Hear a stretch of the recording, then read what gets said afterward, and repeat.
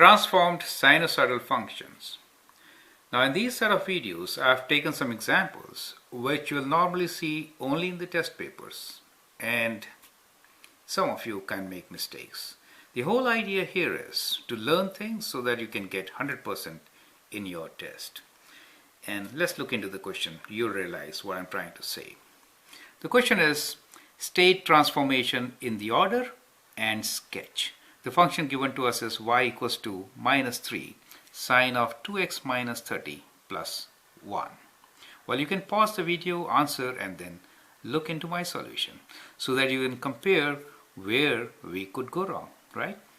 So let's start with transformation. Now when I want to write transformation of this function, I'll first factor this, and that is a huge mistake which I've seen so many times in the test papers. So let me rewrite this function, and I'll write this function as y equals to minus 3 sine and factor out this number 2. Then you're left with x minus 45 degree plus 1. And the very first step shows you where you could go wrong, right? So this phase shift is something which you could go wrong and really mess up. So avoid this. That is what I want to highlight. Now let's begin answering this question as a normal question, which is y equals to minus 3 sine 2 times x minus 45 degrees plus 1.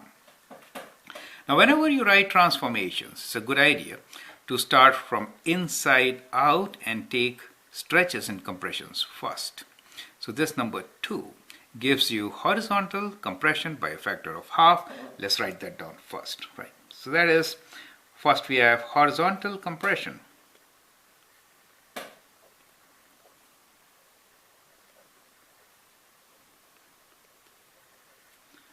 by factor of half, 1 over 2, correct? That is the first thing. And let's continue with all other multiplications, that is vertical stretch and reflection. So we get vertical stretch by factor of 3, and then we have reflection on x-axis, right?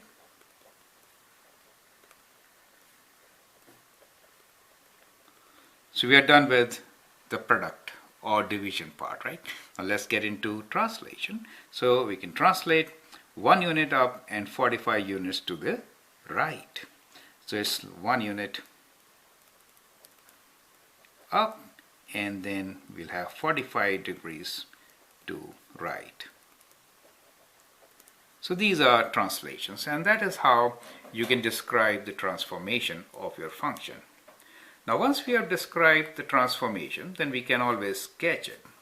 To sketch few important parameters which should be calculated before getting into sketching is first one, time period, right?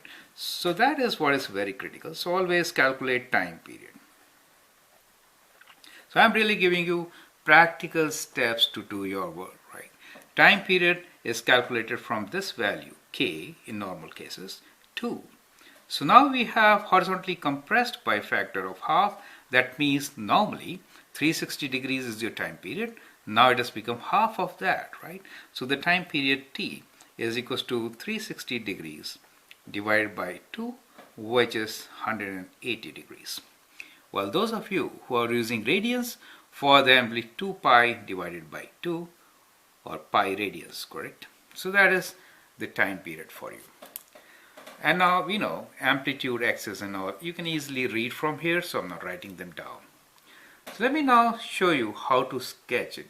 And this is probably the fastest way of sketching. I will actually sketch 2 waves. I will sketch just one wave, but in 2 parts. So in part 1, I will sketch the whole function except for the phase shift, and I'll do phase shift later. Now see how I sketch it. Plus 1 means sine function has been translated 1 unit up. So the axis moves to 1. So let me think this is my 1 unit, so I'm drawing a dotted line here. Now it's a good idea to write down our scale also. So this is 1 for me. So if this is 1, then this is 2, 3, 4, right? So we have 2, 3, 4, and as we go down, it'll be like -1, -2, -3. Okay. So I've drawn a dotted line for x's. Now, what is the maximum and minimum? So we will bound ourselves within those limits. Amplitude is 3, that means 3 away from the axis. So axis is here, 1, 2, 3. That is our maximum line, correct? So this is maximum, the boundary conditions, right? And 3 below, 1, 2, 3. If you follow these steps, you're not going to make mistakes. Plus, you don't need your calculator. So that becomes your maximum, right? And this is your minimum. Now, another important thing is time period. Time period we calculate as 180 degrees. We are going for sine wave. So that means sine wave will be divided into 4 portions. That way, 4 quadrants. Remember, 4 quadrants. So let's have just 4 divisions here. 1, 2,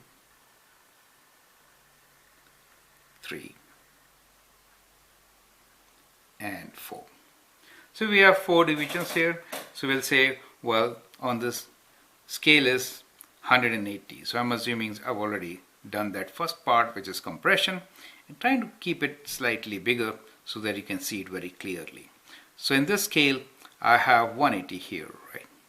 So let me use different thing. This kind of will mess up. So 180, right? So this will be 90 degrees, 45 degrees, and 135 degrees. So that is our division. Now this is a good division to take since we have a phase shift of 45. If the phase shift would have been 30 degrees, I would have divided each into 30 so that I could have shown you the phase shift. So remember that the scale which we are taking really depends on time period and the phase shift. It should be common, multiple kind of, right? So you should be in a position to show your scale. Now sine waves, as you know, starts with the axis. So the first point will be here. And then it goes through maximum, minimum, right? So maximum, then we have 0, and then we have minimum, and the cycle ends. So that is how the sine wave should be, right? So let me connect these points to draw the sine wave with a smooth curve. Oops. Okay, so let me just join them. So that is the sine wave, and the sine wave which I have drawn, as I said, I'll do it in 2 parts. What I meant was I have drawn -3 sine 2x, not the phase shift, right, plus 1. So that is the sine wave which is in green. Now I will show you how to translate this left or right to get or to include the phase shift. That is the most critical part, and it should be done as the last step. Well, at times before this you could have drawn a big sine wave, compressed it to the half, and do all that, right? But I have skipped those steps here. Now 45 degrees to the right, it means you move all the points 45 right. So this point comes here, so we actually get a point here. Do you see that? Now this goes here, so we get this point here. That is what it means, shifting right by 45 degrees. I'm doing this since a student of mine requested that, she wanted to understand how exactly we get the transformed function, and this is a critical step which I think many students need to understand. So I'm kind of elaborating on this, right? Okay, so this was here. So move every point 45 degrees to the right, and then connect to get the final graph. So sine wave starts like this for you now.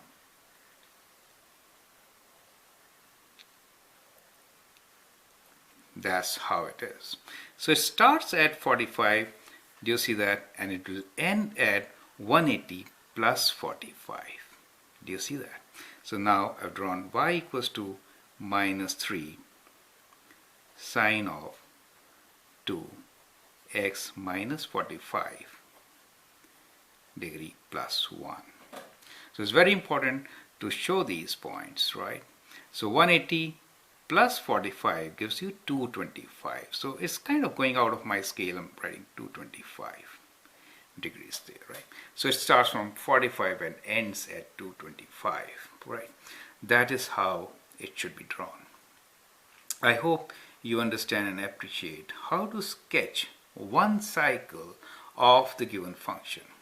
Now in the test paper you might be asked for 3 cycles, in that case 3 cycles, or at times you might be asked to sketch where x is given between 0 to 360 degrees. Remember, in that case you have to sketch 2 cycles at least, right? So if the question says from 0 to 360 degrees, you should be sketching one more cycle here, correct? But in any case, you get an idea how to sketch at least one cycle for the given function. So we'll take up sketching between 0 to 360 in other examples. I hope you give me a thumbs up for this and understand how to sketch a transformed function which could have mixed up compression factor. Remember to factor this always, as I have shown, as I've seen. That is a major mistake in most of the papers. I hope you learn from it. Thank you and all the best.